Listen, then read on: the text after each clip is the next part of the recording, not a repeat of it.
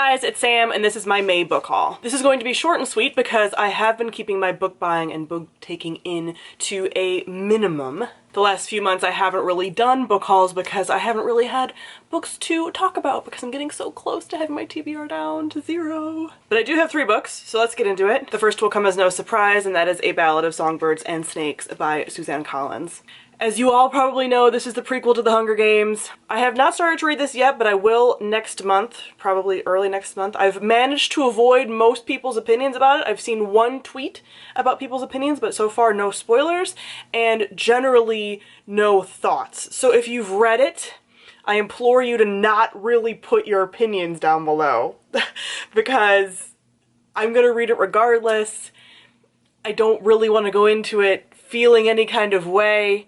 I'm going in cautious as it is, so we'll see. Then we have the April Owl Crate book, and that is Bone Crier's Moon by Catherine Purdy. This I did unbox this month during a live show, so because of everything going on right now, a lot of shipping and stuff is delayed, so I'm not getting my Owl Crate boxes on time to do my book hauls, and I don't want to do like 2 separate book haul videos because that would just eliminate the point of having 1 book haul a month.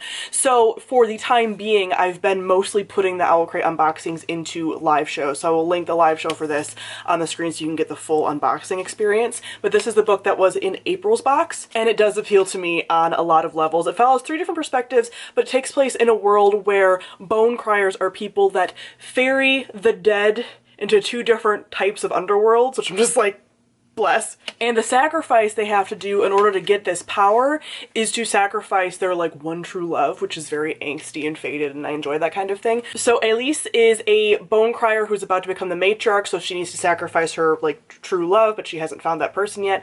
Bastian is the guy that ends up obviously like being her true love, and his father was killed by a bone crier, so he's trying to take revenge, but then they get intertwined. And then there's a 3rd perspective of Sabine, who's Elise's best friend, doesn't really care about the bone crier work, but then her best friend Sabine gets taken captive, I'm assuming by Bastian, and she wants to save her and then break that bond so that none of them die, otherwise they're probably all gonna die. So I think it's an interesting take on like the fated love story when we have this like friend perspective in there. You know how I feel about the underworld and ferrying the dead and all of that stuff, and like death goddesses and death gods and everything, and this kind of seems to have it all.